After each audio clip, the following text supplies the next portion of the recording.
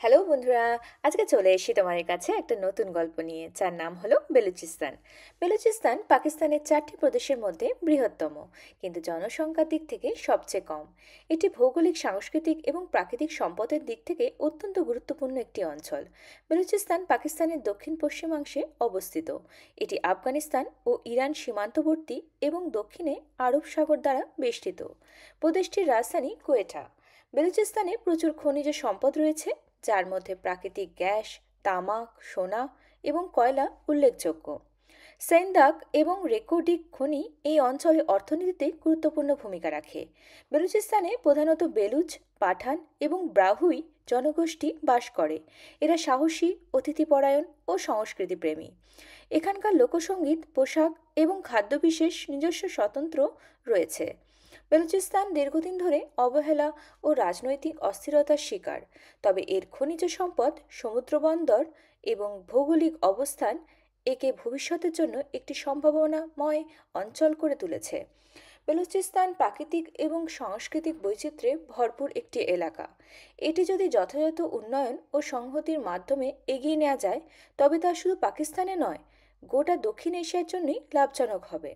বেলুচিস্তান শুধু ভৌগোলিক গুরুত্বের দিক থেকে নয়, ইতিহাসের দৃষ্টিকোণ থেকেও অত্যন্ত গুরুত্বপূর্ণ একটি অঞ্চল। প্রাচীনকাল থেকে এটি বিভিন্ন সভ্যতা, সাম্রাজ্য ও জাতিগোষ্ঠীর মিলনস্থান হিসেবেও পরিচিত ছিল। বেলুচিস্তানের ইতিহাস হাজার হাজার বছরের পুরনো। এখানে মেহেরগড় নামে একটি প্রাচীন প্রত্নতাত্ত্বিক স্থানের সন্ধান পাওয়া গেছে, যা ইন্দাস সভ্যতারও পূর্ববর্তী।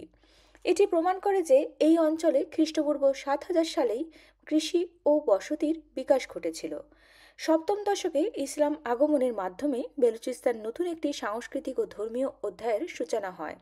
এরপর বিভিন্ন মুসলিম শাসক ও রাজবংশ এই অঞ্চলে শাসন করে, যার মধ্যে গজনভি, গৌরী ও মুঘলরা উল্লেখযোগ্য। বেলুচিস্তান নামটি এসেছে বেলুচ জাতির নাম থেকে, যারা এই অঞ্চলে বসবাস শুরু করে প্রায় 10ম শতাব্দীর দিকে।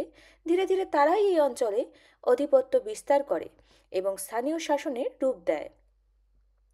বেলুচরা গোত্রভিত্তিক সমাজ গঠন করে এবং তাদের নিজস্ব ঐতিহ্য ও শাসন ব্যবস্থা গড়ে তোলে।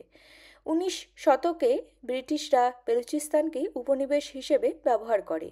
1876 সালে ব্রিটিশদের সাথে খান অব কালাত এর একটি চুক্তি হয়, যার মাধ্যমে তারা বেলুচিস্তানে তাদের আধিপত্য প্রতিষ্ঠা করে। পাকিস্তান প্রতিষ্ঠার সময় 1947 সালে বেলুচিস্তানকে পাকিস্তানের অন্তর্ভুক্ত করা হয়, যদিও এ নিয়ে রাজনৈতিক বিতর্ক ও আন্দোলনের জন্ম হয়। আজকের বেলুচিস্তান একদিকে যেমন খনিজ সম্পদে সমৃদ্ধ, তেমনি এখানকার আত্মনিয়ন্ত্রণ, উন্নয়ন ও সাংস্কৃতিক অধিকার নিয়েও আলোচনাও চলমান। পাকিস্তান সরকার এই অঞ্চলকে উন্নত করতে বিভিন্ন প্রকল্প চালু করেছে, যেমন চীন পাকিস্তান ইকোনমিক করিডোর। বেলুচিস্তানের ইতিহাস বহুস্তরীয়, গৌরবময় এবং জটিল। এটি একদিকে সভ্যতার প্রাচীন নিদর্শকের ধারক, অন্যদিকে আধুনিক রাষ্ট্রীয় রাজনীতির গুরুত্বপূর্ণ কেন্দ্র।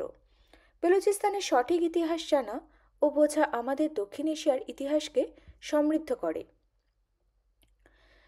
নমস্কার বন্ধুরা, আপনাদের যদি আমার এই চ্যানেলটি ভালো লেগে থাকে, তাহলে অবশ্যই একটি লাইক এবং সাবস্ক্রাইব করতে ভুলবেন না যেন। আবারও দেখা হবে পরের গল্পে। টাটা।